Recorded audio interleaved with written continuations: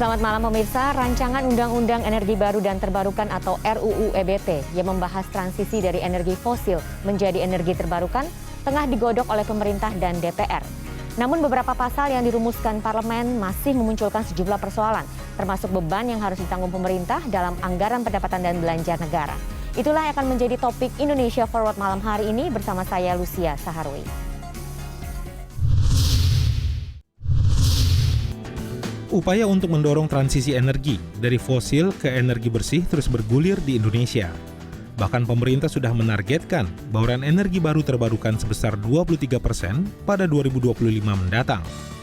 Di DPR, hasil pembahasan rancangan Undang-Undang Energi Baru Terbarukan atau RUU EBT oleh Komisi 7 sudah diserahkan ke Badan Legislasi untuk proses lanjutan. Sejumlah klausul dinilai berpotensi membebani keuangan PLN dan APBN.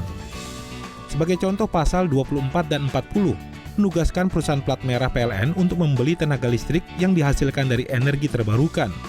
Selain itu, pasal 51 menyebutkan adanya ketentuan tarif masukan atau feed-in tarif sebagai dasar harga jual listrik dari penyedia listrik swasta ke PLN. Beban besar untuk menopang transisi energi tak bisa sepenuhnya dilaksanakan dengan mengandalkan APBN. Hal itu disampaikan Menteri Keuangan Sri Mulyani Indrawati lewat rilis resmi kementerian. Dia mengatakan APBN tak bisa berdiri sendiri memuluskan transisi energi demi memangkas emisi dari sektor energi dan transportasi. Ekonom Indef Abra Talatov setuju dengan pernyataan Menkyu. Katakan oleh Kemenkyu, karena ambisi kita untuk mencapai target bauran energi terbarukan sebesar 23% pada tahun 2025, tentu harus kita evaluasi lagi sejauh mana kemampuan dari negara kita. Artinya tidak boleh terburu-buru untuk bisa mencapai target tersebut kalau di balik itu ada masalah-masalah yang muncul di kemudian hari. Nah, untuk saat ini kan PLN saja ya, sebelum adanya komitmen untuk bisa menyerap produksi listrik dari sumber energi terbarukan sudah mengalami yang disebut oversupply. Ya, pasokan listriknya jauh lebih besar daripada kemampuan demand dari masyarakat dan juga industri.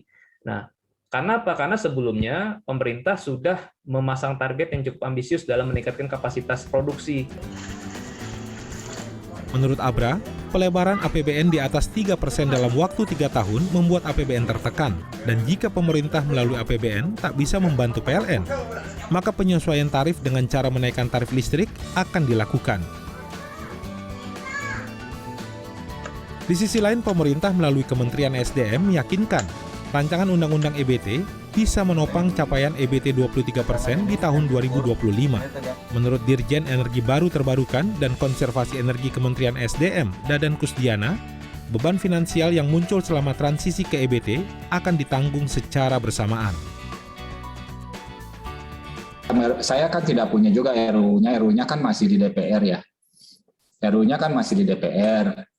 Dan sekarang pun dalam sistem penyediaan listrik secara nasional, ya, kalau khusus listriknya, kita bicaranya listrik, tapi sebetulnya dari sisi energi secara umum juga kan demikian, bahwa masyarakat itu kan harus dipastikan mendapatkan listrik yang sesuai dengan daya beli. Makanya ada sistem subsidi juga di situ, karena itu dilakukan melalui APBN. Ini sampai sekarang sistemnya juga sudah berjalan. Jadi konsepnya nanti kombinasi antara APBN dengan juga melibatkan swasta, korporasi ya. Itu juga yang sekarang sudah berjalan dalam penyediaan listrik sekarang pun kan demikian. Tidak semuanya pendanaan pembangunannya itu dari APBN atau melalui PLN, tapi juga akan melibatkan juga para pengembang lain dari pihak swasta. Dan ini juga menurut saya bagus ya dari sisi dari sisi sinergi gitu ya. Komisi 7 DPR RI memproyeksikan pembahasan RUU EBT baru akan tuntas pada Desember 2021. Tim Liputan CNN Indonesia. Guna membahas topik seputar transisi energi terbarukan atau EBT yang berpotensi membebani postur APBN, sudah hadir 3 narasumber saya malam ini melalui sambungan Zoom. Ada Bapak Arifin Rudianto, Deputi Bidang Kemitraan dan Sumber Daya Alam Kementerian PPN Bappenas, Bapak Komaidi Notonegoro, Direktur Eksekutif Reforminer Institute, dan Bapak Abra Talatov, peneliti Indef. Selamat malam Bapak-Bapak semuanya, semoga dalam keadaan sehat selalu ya. Selamat malam Mbak Lucia. Selamat malam Mbak Lucia. Iya, saya ingin ke Pak Arifin terlebih dahulu dari kacamata Bappenas nih Pak. Kita sudah tahu bahwa Menkyu Sri Mulyani menilai APBN ini tidak bisa sendiri dalam menutup kebutuhan dana untuk menjalankan kebijakan transisi energi. Nah, bagaimana caranya menunjang transisi energi ini supaya tidak membebani keuangan negara begitu? Ya, terima kasih Mbak Lucia. Jadi transisi energi itu mengharuskan kita untuk beralih memanfaatkan sumber-sumber energi terbarukan dan menghentikan secara bertahap penggunaan energi fosil. Pengembangan energi terbarukan saat ini memang memerlukan keberpihakan pembiayaan. Akan tetapi semakin lama ke energi terbarukan akan semakin terjangkau dengan semakin matangnya teknologi dan semakin banyaknya pemanfaatannya. Artinya economic of scale-nya meningkat. Dan pengembangan energi terbarukan itu tidak dapat sepenuhnya dilakukan oleh pemerintah melalui APBN. Peran swasta melalui berbagai skema pembiayaan inovatif yang kami siapkan, antara lain blended financing, kerjasama pemerintah badan usaha, dan juga crowdfunding, itu akan menjadi tumpuan transisi energi. Dari sudut pandang lain, transisi energi justru memiliki tujuan untuk mengurangi beban keuangan negara. Transisi energi merupakan upaya untuk mengurangi secara bertahap, hingga akhirnya nanti menghentikan penggunaan energi fosil yang selama ini memperoleh subsidi langsung maupun tidak langsung, baik dari sisi pengusahaannya maupun konsumsinya. Subsidi yang ternyata justru membebani keuangan negara, karena harus diimpor ataupun salah sasaran. Nah, dengan demikian, sebagai contoh, strategi reformasi subsidi energi dari energi fosil ke energi yang lebih bersih, energi terbarukan, itu akan mengurangi beban negara jika dilaksanakan dengan strategi yang tepat. Secara umum, Indonesia memiliki potensi energi terbarukan yang besar, sehingga dari sisi suplai tidak perlu diimpor. Itu kira-kira demikian yang strategi yang kita siapkan, Pak. Oke, setuju dengan strategi yang tepat begitu ya Pak ya. Tapi kita tahu bahwa saat ini negara kita ini sedang mengalami kesulitan akibat pandemi COVID-19. Nah, agenda pembangunan terkait dengan transisi energi ini harus seperti apa jadinya Pak? Oke, jadi setelah pandemi itu terjadi, kita perlu melakukan adjustment untuk mengembalikan pertumbuhan ekonomi ke trajektori sebelum pandemi. Pada prinsipnya nanti transisi energi terbarukan merupakan upaya jangka panjang, jadi bukan jangka pendek ya, dan merupakan bagian dari keinginan pemerintah untuk beralih dari membangun ekonomi yang lebih resilient terhadap future shock. Kalau selama ini kita hanya mengandalkan aspek sumber daya alamnya, ke depan kita hilirisasi akan kita tingkatkan. Secara umum, pada jangka pendek, dalam 1 sampai 2 tahun ke depan, pemerintah akan fokus mendorong pemulihan pada lapisan masyarakat yang sangat terdampak atau vulnerable secara sosial ekonomi melalui berbagai insentif yang ada selama ini. Nah, pada jangka menengah panjang, pemerintah akan lebih fokus untuk melakukan perbaikan pada berbagai penggerak produktivitas yang fundamental agar memberikan efek multiplier yang lebih luas dan bisa sustainable dalam jangka panjang. Salah satunya adalah dengan strategi green recovery. Nah, transisi energi ini adalah bagian dari green recovery jangka panjang yang akan dilaksanakan dalam kerangka mengupayakan ketahanan energi nasional. Oke. Baik availability-nya, accessibility-nya, affordability-nya, dan juga acceptability-nya. Oke, baik. Pemerintah akan mengupayakan penurunan emisi di sektor energi yang berkeadilan dalam konteks global juga. Mengingat Indonesia masih perlu mengejar pertumbuhan ekonomi yang berbanding lurus dengan permintaan energi.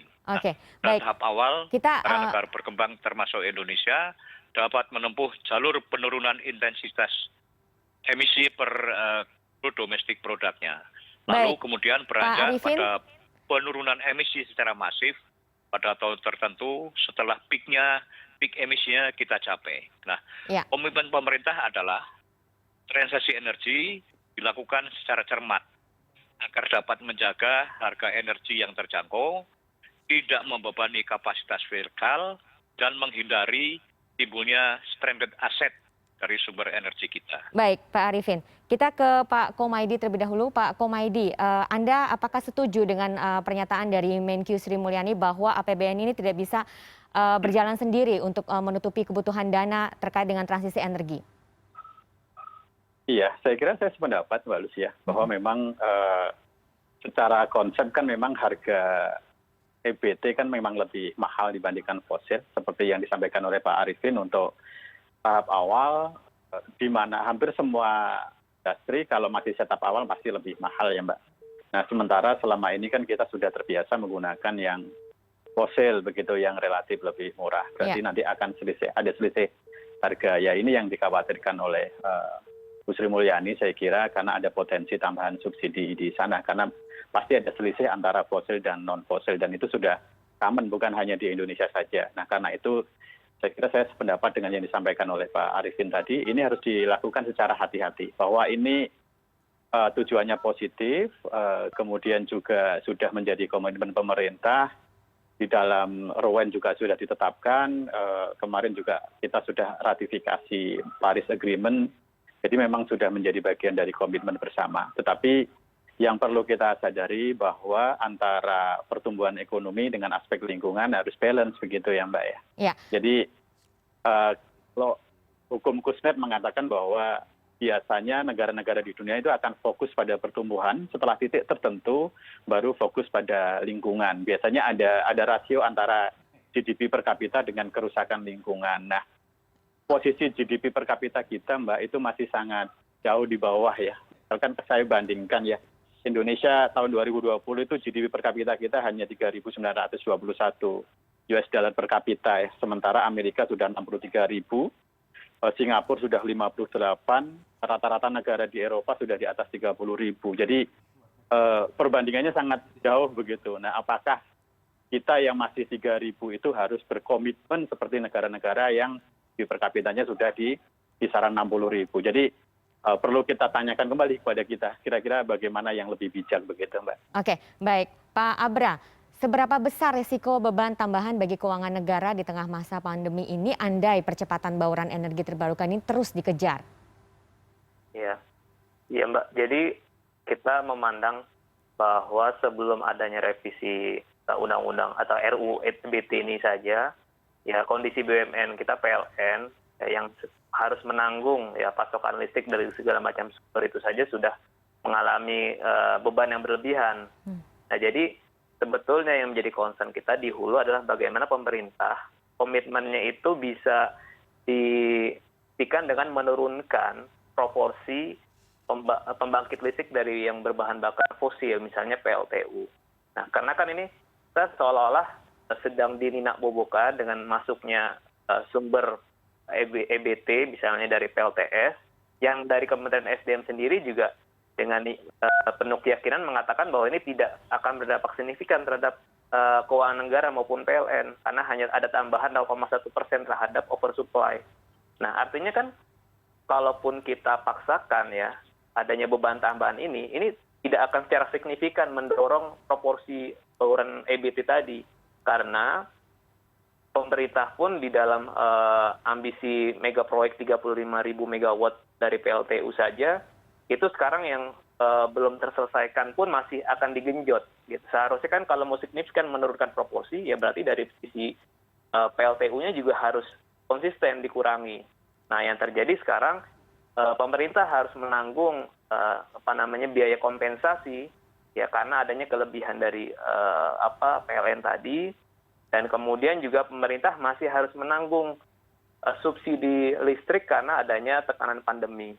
Jadi tadi siang hari tadi Badan Anggaran di DPR dan pemerintah saja itu sudah berdebat panas mengenai bagaimana subsidi energi di tahun depan dan selanjutnya itu bisa dikurangi. Jadi bahkan sudah ada wacana ya bagi rumah tangga pelanggan yang 450 VA itu akan dipangkas lagi jumlah subsidinya gitu. Jadi ini kan menimbulkan ketidakadilan ya.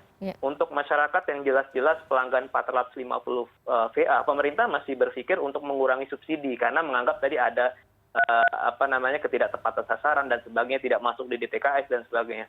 Di sisi lain ya pemerintah seperti memberi karpet merah ya bagi kalau kita bicara nanti ini PLTS atap ya salah satu contoh sumber EBT, ini kan kita tahu pasti pelanggan rumah tangganya pasti yang memiliki kemampuan dan juga industri. Nah, artinya kan pemerintah juga memberikan subsidi dalam konteks kompensasi. Nah, apakah kita akan membiarkan ya hal yang kita anggap ini tidak adil ya, subsidi yang langsung untuk masyarakat pelanggan 450 VA mau dipangkas, tetapi pemerintah akan memberikan subsidi dalam bentuk lain, yaitu kompensasi kepada masyarakat yang berpendapatan tinggi. Gitu. Ini kan ini komitmen pemerintah untuk menegakkan keadilan, kebijakan yang berkeadilan juga terrefleksikan dalam kebijakan EBT ini. Ya, jadi yang bisa kita pikirkan adalah apakah kemudian realistis rencana percepatan penambahan PLTS atap ini dan target bauran EBT 23% di 2025, Pak Abra?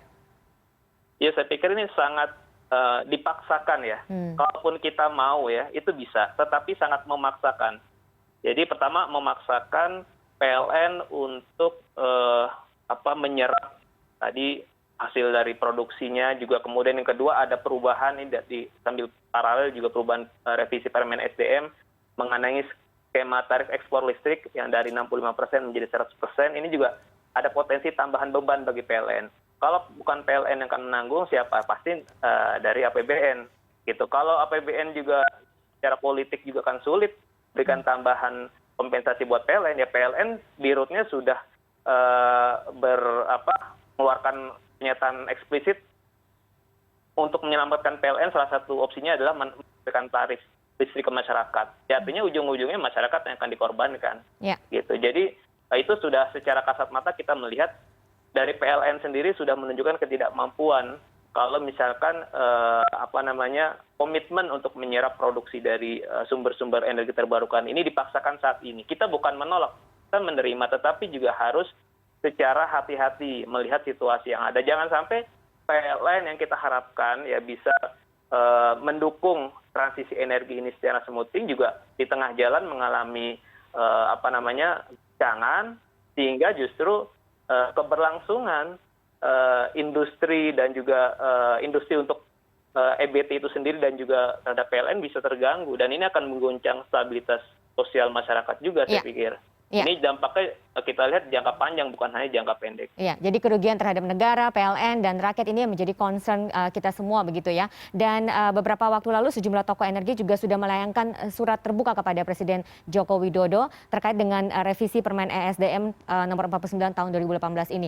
Nah, apa concern atau apa kekhawatiran terbesarnya? Kita akan bahas lebih lanjut nanti dalam Indonesia Forward yang akan segera kembali usai jeda berikut.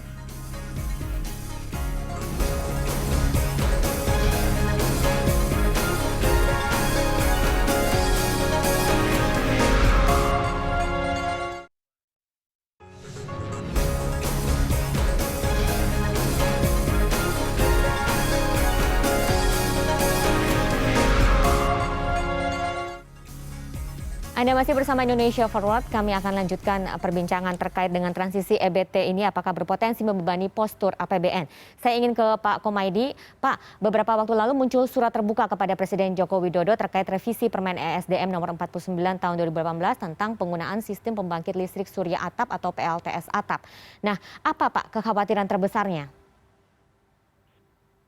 Sebetulnya seperti yang disampaikan oleh Mas Abra tadi, Mbak Lucia, kami bukan dalam posisi menolak PLTS atap, tetapi lebih mengirimkan pesan bahwa pemerintah harus hati-hati di dalam menyikapi ini, melihatnya harus secara holistik begitu ya Mbak ya. Data yang ada hari ini di tahun 2021 di submargin di pembangkitan Jawa Bali itu 60% Mbak, di Sumatera sekitar 50%. Artinya sangat berlebih ya produksi dari fast track 1 yang 10.000 MW tahap 1 zaman Pak SBY, kemudian tahap 2, kemudian dilanjutkan di program 35.000 MW di era Pak Jokowi. Sekarang ini sebagian besar sudah COD gitu ya Mbak, mulai produksi. Nah, sementara apa yang direncanakan atau diestimasi di dalam RUPTL sebelumnya yang diharapkan ada pertumbuhan konsumsi listrik sekitar 9%, hari ini rata-rata berdasarkan data dari pemerintah hanya di kisaran 4-5%, sehingga memang ada selisih gitu ya. Jadi ada cadangan sekitar 60% untuk di Jawa Bali dari beban puncaknya. Jadi kalau kebutuhannya 100, hari ini ada 160 produksi, Mbak. Nah ini kalau kemudian nanti PLTS ini masuk dengan biaya yang lebih tinggi tentunya, karena kalau berdasarkan informasi PLTS ini per KWH-nya sekitar 1.400, sementara kalau BPP in total di Jawa Bali ini kan di bawah 1.000, sekitar 800 atau 900-an sekian. Ya pasti nanti kalau itu masuk ya pasti lebih tinggi. Nah itu kalau masuk. Kalaupun tidak masuk ya Mbak Lucia, kalaupun tidak masuk katakanlah yang sekitar 36 GW nanti akan terrealisasi seluruhnya, itu akan ada potensi kapasitas faktor dari pembangkitan di Jawa Bali akan kurang begitu. Karena kan kalau ada tambahan dari teman yang pasang katakanlah di Surya Atap, kemudian nanti yang pembangkitan di Jawa Bali termasuk PLTU produksinya harus dikurangi. Betul yang disampaikan oleh pemerintah bahwa nanti kemudian biaya bahan bakarnya akan berkurang, Mbak Lucia.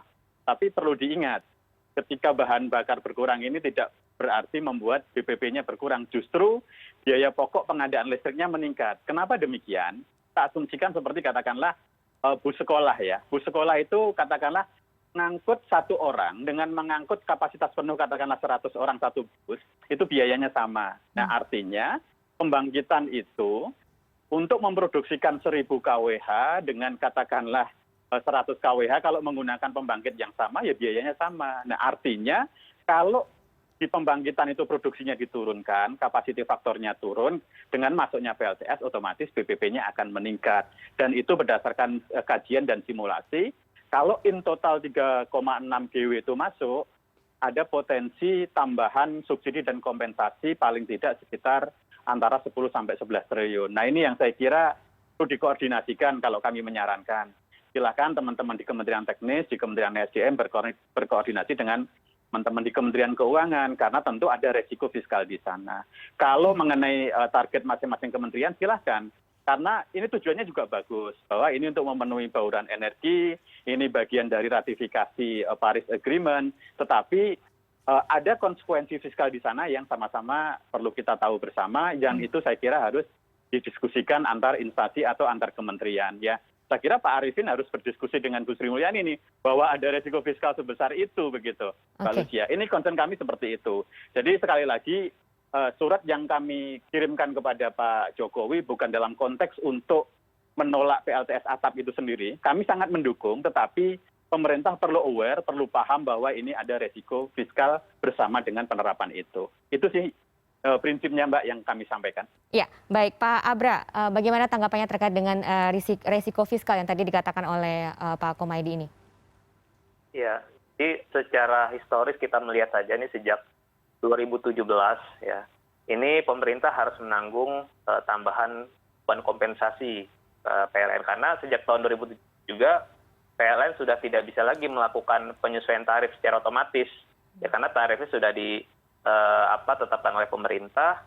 Kemudian tadi ada selisih antara BPP dengan harga jual masyarakat itu harus ditanggung oleh pemerintah. Nah, dengan ada masuknya tadi berbagai macam berlistrik dari EBT, dengan kita tahu tadi seperti Mas Kom mengatakan BPP-nya relatif jauh lebih mahal, bahkan sampai 2 kali lipat dari BPP yang fosil, ini tentu akan lebih menambah beban kompensasi pemerintah.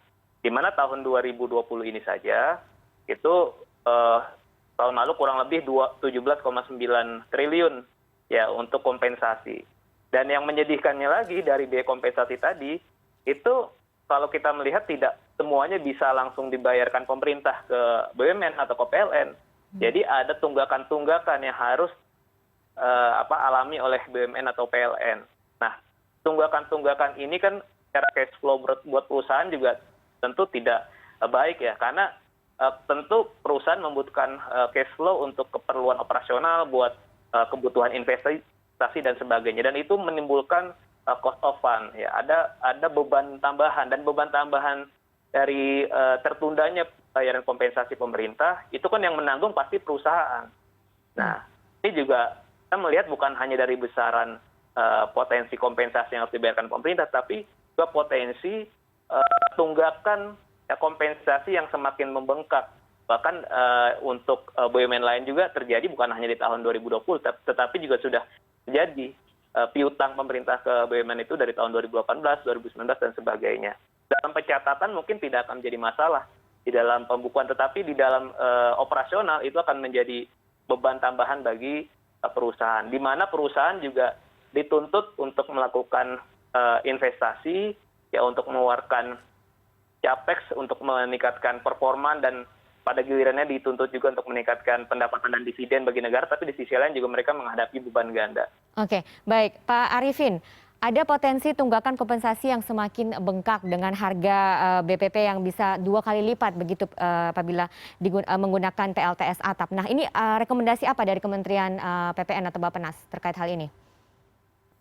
Ya, tentunya kami berpikir bahwa transisi energi ini kan perubahan jangka panjang ya. Jadi kita tahap per tahap kita hitung betul secara detail bagaimana dampak terhadap fiskal, dampak terhadap masyarakat, dan lain-lain. Subsidi misalnya, kita juga lagi berpikir subsidi itu tidak dalam bentuk komoditi, baik itu untuk gas, untuk pupuk, dan lain-lain, tapi subsidi ke orangnya.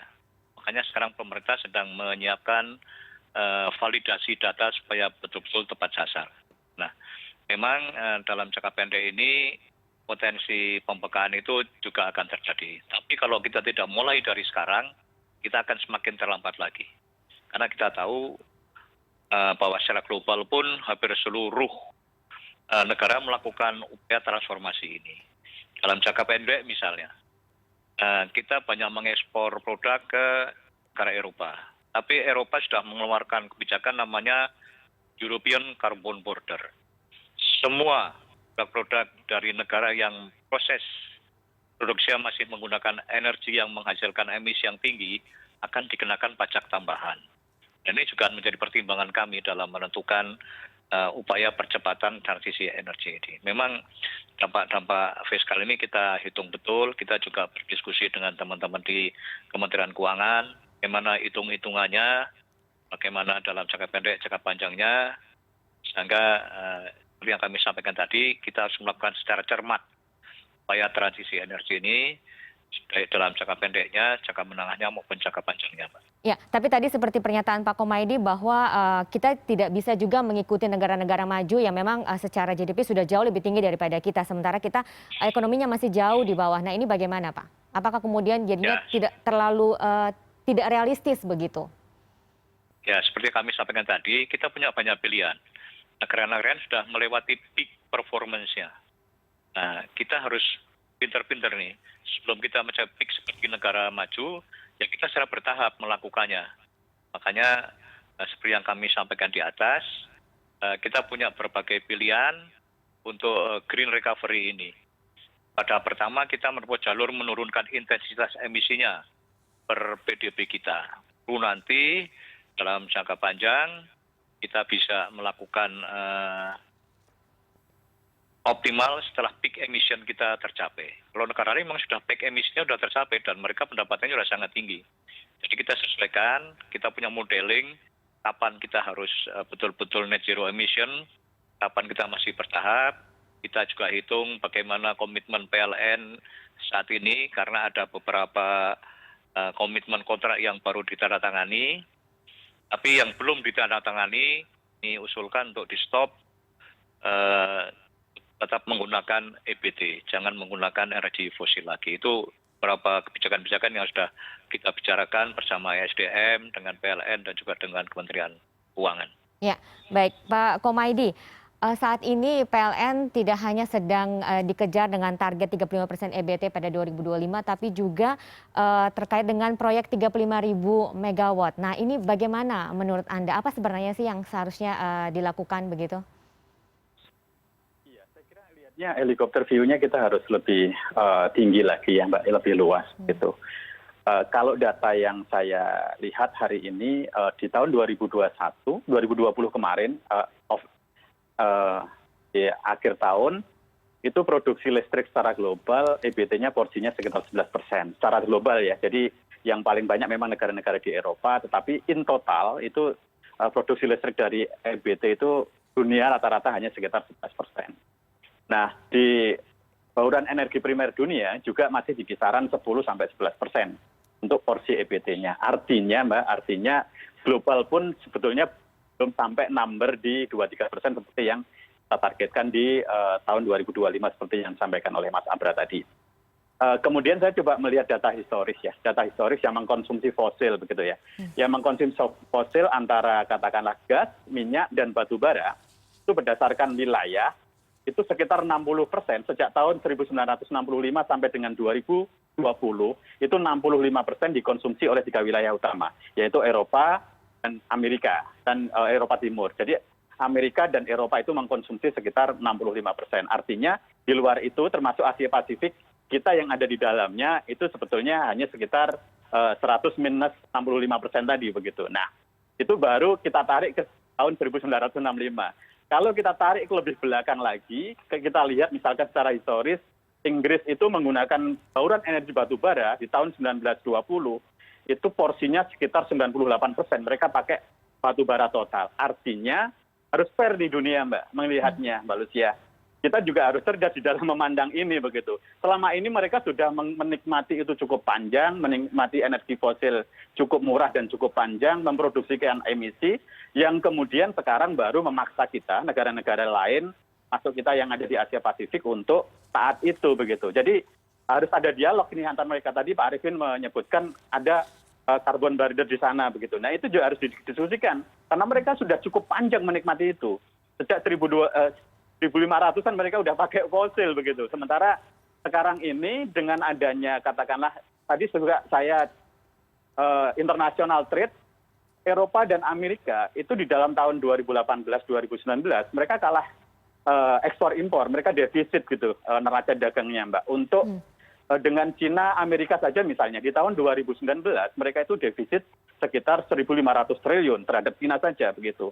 Nah, yang saya khawatirkan jangan-jangan pemaksaan transisi energi ini bukan semata-mata di dalam konteks katakanlah isu lingkungan, tetapi di dalam konteks bagaimana kemudian Amerika, Eropa memenangkan kembali katakanlah pertarungan ekonomi global. Nah ini kita juga harus hati-hati di dalam melihat ini begitu. Nah satu hal lagi berkaitan dengan PLN. Nah PLN ini kan fast track 1, 2, kemudian 35.000 megawatt, kan baru sebagian COD, Mbak. Kalau kita bicara investmentnya, mereka masih sangat jauh dari BEP. Nah kalau itu kemudian ditutup secara lebih cepat karena dipaksakan EBT masuk, tentu ada hitung-hitungan investasi yang harus ditanggung oleh para pengembang PLTU. Nah ini tentu juga akan memiliki resiko tidak hanya kepada aspek fiskal, tetapi terhadap aspek ekonomi Indonesia secara keseluruhan. Nah ini juga harus hati-hati pemerintah melihatnya begitu. Karena pemajuan 1 tahun untuk kapasitas tertentu itu kerugiannya paling tidak hitung-hitungan yang ada berdasarkan kajian yang saya baca itu antara 4-5 triliun untuk kapasitas tertentu. Nah sementara kalau kita hitung in total 35.000 megawatt itu bagian besar atau 50-60% itu kan PLTU batubara begitu, Mbak. Jadi kalau ini akan dipercepat penutupannya, berapa nanti kompensasi kerugian yang harus ditanggung ekonomi nasional, berapa juga nanti shock ekonomi yang akan ditimbulkan. Jadi harus hati-hati. Nah belum lagi kalau kita bicara keuangan PLN, Mbak Lucia, saya kira juga sudah dimention oleh Pak Erick Thohir, Pak Menteri BUMN, per 2020 utang PLN sudah mendekati 600 triliun. Kalau beban-beban seperti yang disampaikan oleh Mas Abra tadi, kemudian dibebankan pada PLN, ya tentu teman-teman di PLN akan semakin berat kemudian seperti itu. Ya. Nah, kita lihat kinerjanya PLN. PLN itu asetnya paling tinggi, sekarang itu sekitar 1.500 sampai 1.600 triliun, tapi keuntungan yang dibukukan hanya sekitar 5-6 triliun, Mbak. Jadi ROA-nya atau rasio on asset-nya itu sangat sekali kalau saya bandingkan dengan perusahaan listrik di Malaysia, di Singapura, di Filipina itu ketinggalan jauh PLN. Ya. Nah, kenapa bisa demikian? Ya karena perlakuan pemerintah di dalam memberikan treatment kepada PLN tidak sebagaimana mestinya, banyak diberikan penugasan-penugasan yang kemudian seperti yang disampaikan oleh Mas Abra tadi, di dalam membayar kompensasi, membayar subsidi tentu harus mengikuti kaidah-kaidah di Kementerian Keuangan yang itu butuh waktu, yang kemudian secara cash flow tentu tidak secepat kalau tidak melalui mekanisme itu, sehingga kepentingan bisnisnya atau cash flow bisnis yang bisa diputar kembali itu menjadi tertunda, yang akhirnya PLN kondisinya seperti itu. Nah, Baik. ini yang kita sampaikan kepada pemerintah, Mbak Lucy. Harus Oke. hati-hati melihat dalam konteks kebijakan, hanya jangan parsial. Ya, Kami oke. tentu mendukung EBT ini dikembangkan, tetapi tentu dengan cara-cara yang lebih cerdas lagi, dengan cara-cara yang lebih hati-hati, Dan tidak bahwa terkesan terburu-buru begitu sesuatunya ya, harus Pak cermat, ya? begitu, Mbak Ya, Lucy. baik. Apa implikasi dari rancangan undang-undang EBT terhadap postur anggaran negara dan PLN? Kita akan bahas lebih lanjut nanti dalam Indonesia Forward. Pemirsa jangan kemana-mana.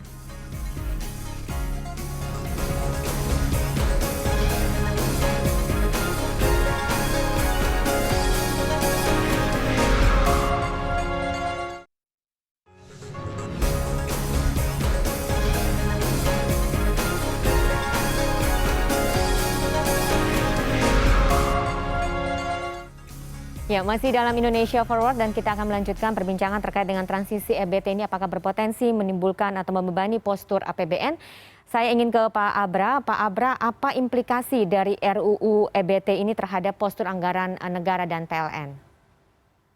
Ya, yang pertama yang saat ini pemerintah perlu perhitungkan adalah pemerintah saat ini tengah menghadapi normalisasi defisit fiskal. Tahun depan defisit kita masih diperbolehkan lebih dari 3% terhadap PDB, tetapi tahun 2024 dan tahun selanjutnya harus kembali disiplin fiskal di bawah 3%. Nah, untuk pembahasan RAPBN tahun depan saja, ini pemerintah dan DPR sudah berdebat panas mengenai realokasi anggaran mana saja yang dianggap prioritas, sama untuk bantalan-bantalan sosial. Jadi, terlihat di dalam rancangan RAPBN 2022, misalnya, fungsi perlindungan sosial, fungsi kesehatan itu sudah mengalami penurunan karena ini menjadi konsekuensi terbatasnya ruang fiskal kita ke depan. Nah, kalau RUU EBT ini memiliki implikasi terhadap tambahan kompensasi yang harus ditanggung oleh negara pada PLN, tentu ini juga akan menjadi perdebatan serius juga di dalam pembahasan fiskal ke depan. Artinya, nanti akan ada pos-pos belanja lain yang harus dibebankan dan dialihkan untuk menutup kompensasi ini. Kan tentu ada sifatnya belanja rutin dan belanja tidak rutin. Kemudian pemerintah juga punya prioritas untuk pembangunan infrastruktur dan sebagainya. Ini pasti akan ada yang dikorbankan. Nah, yang dikorbankan ini apa, belanja mana? Inilah nanti akan menjadi diskursus kebijakan fiskalnya di parlemen. Kemudian yang kedua, kalau dari sisi defisit, ya selain ini pasti akan meningkatkan risiko bagi BUMN, ya kita khawatir ya PLN yang seharusnya kita harapkan juga bisa menjadi kontributor dalam penerimaan negara dari sisi pajak dan dividen, mereka tidak mampu lagi secara produktif memberi sumbangan baik dalam bentuk dividen maupun pajak, karena tadi mereka terbebani dengan banyaknya penugasan-penugasan, baik yang proyek-proyek yang dari pembangkit fosil maupun yang energi terbarukan. Oke, baik. Pak Komaydi, Kementerian ESDM ini seolah-olah jalan sendiri begitu untuk rancangan undang-undang EBT. Nah, karena kita tahu bahwa APBN ini tidak bisa sendirian membiayai transisi energi. Bagaimana pandangan Anda? Iya, saya kira harus koordinasi lintas sektor ya, Mbak Lucia. Jadi kalau hanya dilihat dari sisi kepentingan teman-teman di Kementerian Teknis, saya kira memang KPI mereka salah satu kan mencapai 23% di tahun 2025. Saya kira yang dilakukan berdasarkan apa yang ditetapkan ya sudah on the track begitu ya. Tetapi tentu ini resikonya kan tidak hanya ditanggung oleh teman-teman Kementerian Teknis karena ada resiko fiskal di sana, juga ada teman-teman di Kementerian Bappenas saya kira harus menyelaraskan, membantu menyeimbangkan bagaimana rencana pembangunan jangka menengah dan jangka panjangnya begitu ya Mbak ya. Jadi harus ada koordinasi lintas sektor saya kira. Tujuannya sih saya kira sangat positif.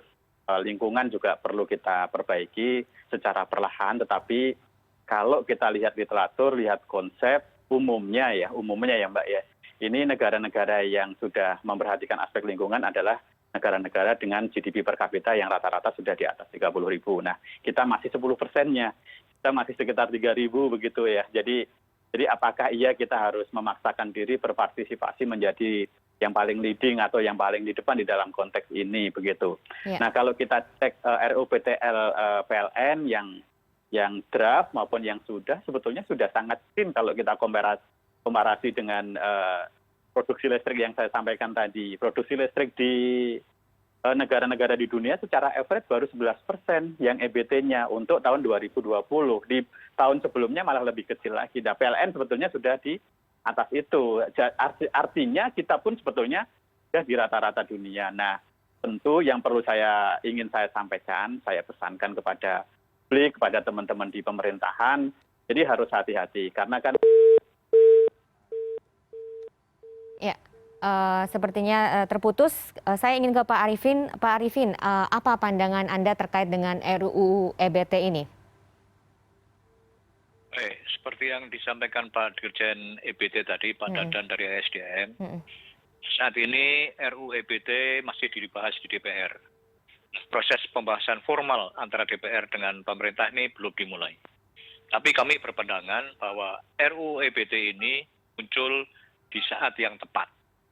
Di saat kita memerlukan peraturan yang berpihak pada pengembangan energi terbarukan, sebagaimana yang kami sampaikan sebelumnya. Nah, RUU ini harus mendukung proses kita bertransisi ke energi yang lebih bersih, energi terbarukan. Untuk itu, kami akan memastikan bahwa RUU tersebut setidaknya akan memudahkan proses untuk mendapatkan lisensi dan izin untuk mengembangkan proyek energi terbarukan dan memberikan mandat untuk memenuhi kewajiban standar portofolio terbarukan untuk perusahaan utilitas. Nah, kalau semua proses ini lebih cepat dan lebih murah, tentunya akan lebih mengurangi harga jual dari EBT ini, sehingga bisa lebih terjangkau lagi. Ya, meskipun RUU EBT ini bisa berpotensi membebankan pos belanja yang lain, begitu?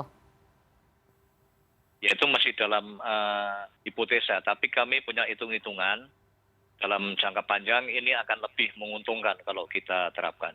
Oke. Artinya nanti risetnya kita intensifkan, inovasi berjalan, sehingga harga jual energi ini akan jauh lebih murah dibandingkan dengan energi yang berbasis fosil saat ini.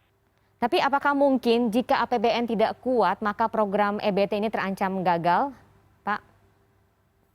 Nah, untuk itu, dalam pengembangan EBT ini, pemerintah lebih banyak peran sebagai enabling government. Jadi kita sebagai fasilitator, inovator, inisiator, dan sebagainya, agar ekosistem energi baru terbarukan dapat tumbuh dan berkembang lebih cepat dibandingkan dengan energi yang berbasis fosil, yang saat ini kita tahu sudah lebih major. Dan pengembangan EBT tidak dapat sepenuhnya dilakukan oleh pemerintah melalui pembiayaan APBN. Nah, itu perlu kita garis bawahi. Peran swasta melalui berbagai skema pembiayaan inovatif, seperti yang kami sampaikan tadi, ada blended financing, sama pemerintah dengan badan usaha, dan crowdfunding akan menjadi tumpuan transisi energi. Oke, baik. Dalam beberapa tahun terakhir misalnya, kontribusi swasta menunjukkan peningkatan. Berdasarkan tren sejak tahun 2015, sekitar 70% kebutuhan investasi di sektor ketenaga listrikan, termasuk pembangkit energi terbarukan, penuhi dari swasta. APBN seyogianya hanya digunakan sebagai pemantik. Misalnya dengan perancangan kebijakan berupa kerangka pendanaan, kerangka regulasi, dan kerangka teknis terkait dengan penyiapan tenaga kerja, pembentukan rantai pasok industri, manufaktur, pendukung EBT dalam negeri, dan juga penetapan tarif yang pro pengembangan EBT. Baik, Pada Pak Arifin. skenario APBN terbatas, nanti pemerintah pusat merancang mekanisme insentif dan disinsentif bagi subsektor EBT dan non-EBT.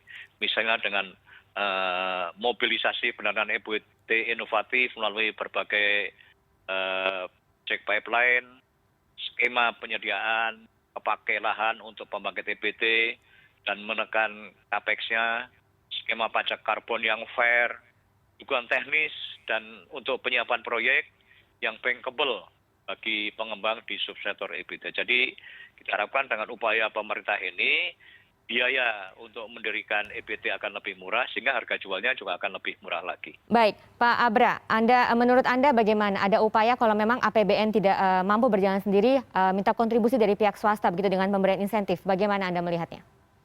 Ya, saya setuju dengan Pak Arifin tadi bahwa memang untuk mendorong transisi ini dibutuhkan juga effort dari pihak lain, dari non-pemerintah, dari lembaga pembiayaan, lembaga keuangan, kemudian juga dari swasta, bukan hanya dari APBN. Nah, tetapi kan sekarang ini seperti telur dan ayam, mana yang lebih dulu ya. Jadi ada dua pendekatan. Apakah harus memastikan adanya pasar demand dengan untuk menarik investor EBT tadi masuk ya, ada kepastian pasar, atau kita mendorong dulu dari sisi supply-nya harus efisien ya, karena ini masih menjadi beban buat PLN dan juga buat masyarakat ketika teknologi dan inovasi yang masuk dalam EBT ini masih belum kompetitif dibandingkan yang berfosil. Nah, artinya kan kita harus mengurangi gap antara kompetitif antara biaya energi terbarukan dan juga energi fosil. Nah, kita mendukung adanya pembagian beban tadi, burden sharing antara pemerintah dan non pemerintah. Nah, tetapi bentuk-bentuk konkretnya seperti apa? Nah, ini kan yang perlu dielaborasikan di dalam draft RUU tadi, karena dalam draft RUU ini sangat kental justru intervensi pemerintah yang diharapkan untuk bisa mendorong transisi energi. Nah, kemudian juga ada isu lain, misalnya kita melihat bahwa Indonesia seakan-akan ya hanya dipandang sebagai market, sebagai pasar. Dalam hal pengembangan EBT ke depan, sebenarnya siapa sih yang diuntungkan ya? Dengan adanya sekarang ini misalnya kandungan komponen dalam teknologi dan infrastruktur tadi, TKDN-nya masih mayoritas impor ya, kita bisa menyimpulkan bahwa untuk saat ini memang yang diuntungkan adalah negara-negara produsen penghasil teknologi dan infrastruktur dari sumber energi terbarukan. Nah, kita masih menjadi objek atau menjadi pasar. Nah, berarti kan yang pasti diperbaiki adalah bagaimana supaya kita juga bisa menikmati nilai tambah dari industri atau sektor energi ini. Nah, nilai tambahnya itu harus dimanifestasikan di dalam RUU EBT ini. Bukan hanya kita berbicara di sisi hilir, bagaimana nanti menarik investor, dari sisi insentif, disinsentif, tapi dari sisi hulunya seperti apa? Menarik pembuatan industri ataupun hilirisasi di sektor energi terbarukan tadi. Iya, jadi jangan hanya menjadi konsumen dalam negeri sendiri begitu ya, Pak Abra. Dan idealnya sebenarnya kapan sih transisi EBT ini bisa dilakukan? Kita akan membahas lebih lanjut nanti dalam Indonesia Forward. Pemirsa jangan kemana-mana, kami akan segera kembali usai jeda berikut.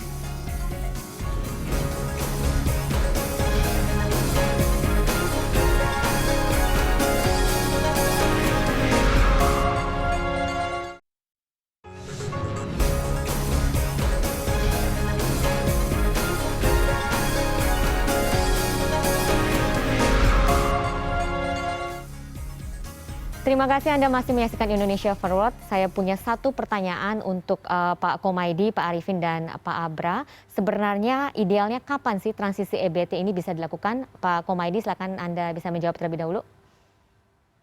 Iya, kalau kita lihat negara-negara lain ya, Mbak Lucia, memang tidak ada aturan baku yang menetapkan idealnya kapan. Tetapi rata-rata negara yang mulai transisi itu ketika pendapatan per kapita dari negara tersebut sudah di kisaran 30.000 US dollar per kapita ya Mbak. Nah, sementara kita sekarang ini baru 3.000, berarti masih 10%-nya dari rata-rata yang negara-negara lain yang mulai melakukan transisi. Nah, yang perlu kita pahami ini adalah transisi, bukan revolusi. Jadi memang harus dilakukan secara bertahap, segala sesuatunya harus dihitung secara detail. Bahwa tujuannya bagus iya, tapi di dalam pelaksanaannya ada resiko-resiko yang perlu kita mitigasi dan yang perlu kita minimalkan. Hukum Kusnet sudah mengatakan bahwa memang harus ada titik tertentu, ada growth dari sebuah negara, pendapatan per kapitanya, di titik level tertentu mereka memang baru memikirkan lingkungan. Dan itu common di negara-negara lain, di Eropa demikian, di Amerika demikian. Nah, kalau kita kemudian mau menjadi inisiator, katakanlah belum mencapai titik tertentu kita harus duluan, ya monggo silakan gitu. Tetapi yang perlu dipahami oleh kita bersama ada resiko di dalamnya. Asalkan paham resikonya, silahkan saja dilaksanakan, Mbak.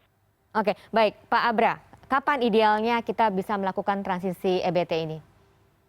Ya, sebetulnya kita momentum transisi energi itu sudah dimulai sebetulnya dari tahun 2014. Tetapi ketika era Pak Jokowi di awal ya, itu tidak menunjukkan komitmen di awal karena ada mega proyek 35.000 megawatt. Nah, itu akhirnya kan memundurkan ya semangat untuk bisa menuju transisi energi secara gradual ya, tadi seperti dikatakan Mas Koma, ini bukan revolution, artinya bukan ujuk-ujuk. Nah, artinya 5-6 tahun ya perkembangan transisi energi perubahannya tidak begitu signifikan, sehingga ketika ada desakan karena memang sekarang eranya terutama dari Amerika Serikat juga mengkampanyekan adanya isu climate change, ini juga akhirnya kita seperti latah, kita ingin menunjukkan bahwa kita harus berubah secara dramatis. Nah, tetapi ada konsekuensinya dalam jangka pendek ya. Kita tidak bisa memaksakan semua itu dengan tiba-tiba gitu, karena ada konsekuensi buat BUMN-nya, buat APBN. Nah, yang paling ideal saya pikir bukan hanya melihat bagaimana kita menarik investor, tapi juga dari sisi demand-nya, bagaimana pemerintah bisa confident menumbuhkan misalnya konsumsi listrik per kapita, terutama dari si industri. Ini kan kalau kita bicara supply, bagaimana energi terbarukan ini bisa diproduksi lebih masif, tetapi kalau demand-nya masih minim, kemudian juga performa dari industri-industri sebagai penyerap utama listrik ini juga masih nggak tumbuh optimal, ya artinya tadi akan terus kita over supply. Kan kalau ini terus dipaksakan bukan hanya over supply, tapi hyper supply. Gitu. Jadi inilah yang akan menjadi justru kemubaziran, bukan hanya beban buat PLN dan buat negara, tapi juga kemubaziran, dan itu kalau kita mau versi juga akan menyumbang juga terhadap eksternalitas negatif bagi lingkungan karena terjadinya kemubaziran. Jadi bagaimana pemerintah juga secara seimbang memikirkan bagaimana perbaikan dari sisi demand-nya. Bagaimana target-target pertumbuhan industri manufaktur itu juga bisa dicapai. Kemudian juga di sektor-sektor lain, sektor transportasi, ya, dan juga dari konsumsi listrik di rumah tangga, di masyarakat. Tadi kalau dibahasakan oleh Mas Komaydi bagaimana pendapatan per kapitanya meningkat, itu juga bahasa lainnya terrefleksikan dengan produktivitas dari sektor-sektor penyerap listrik tadi di Indonesia. Pak Abra. Pak Arifin, kapan idealnya kita melakukan transisi EBT ini, Pak? Ya, tentunya kami di Bappenas menyiapkannya secara hati-hati. Semuanya harus berlandaskan metodologi yang secara ilmiah dapat dipertanggungjawabkan dan berdasarkan data dan informasi yang akurat. Nah, saat ini kami di Bappenas tengah menyusun skenario transformasi ekonomi dalam rangka mewujudkan Indonesia menjadi negara maju dan keluar dari middle income trap pada tahun 2045. Transformasi ekonomi ini memerlukan perubahan struktur ekonomi dengan menggeser struktur ekonomi dari sektor yang kurang produktif ke sektor yang lebih produktif melalui hilirisasi dan mendorong pergeseran produktivitas antar sektor. Salah satu strategi yang menjadi game changer dalam transformasi ekonomi adalah ekonomi hijau atau green economy sebagai model pembangunan yang mensinergikan pertumbuhan ekonomi, peningkatan kualitas lingkungan, dan dilakukan melalui ekonomi rendah karbon dan transisi energi. Itu secara makronya. Nah, di awal diskursus tentang penyusunan model net zero emission yang tadi kapan, itu kami di Bappenas sedang menyiapkan beberapa opsi di mana harus dicapai, yakni sekitar 2045, 2050, 2060, atau 2070. Itu dalam kerangka pembangunan rendah karbon. Nah, itu tentunya memiliki konsekuensi yang berbeda-beda, baik dari aspek terhadap sosial ekonomi, lingkungan, serta kebutuhan biaya dan investasinya. Nah, kondisi terkini melalui perhitungan dan simulasi dan diskusi dengan berbagai pihak, Indonesia diharapkan mencapai net zero emission tadi di tahun 2060 atau lebih cepat. Nah, dalam transisi tadi, transisi energi memiliki peranan penting dalam menurunkan emisinya. Nah, terkait dengan dua hal itu, sebagai suatu proses, transisi energi dimulai sesegera mungkin. Setidaknya ada 6 hal yang harus kita persiapkan untuk transisi energi tadi. Yang pertama, pastikan bahwa RUU energi baru terbarukan segera diundangkan. Dengan prasyarat bahwa UU tersebut setidaknya harus memudahkan proses untuk pembangunan EBT tadi. Menetapkan regulasi mengenai harga energi terbarukan. Kemudian mengembangkan dan menerapkan sistem penetapan harga karbon tadi, karena ada trading antar berbagai pihak. Intinya dan juga transisi EBT harus segera dilakukan begitu ya Pak ya?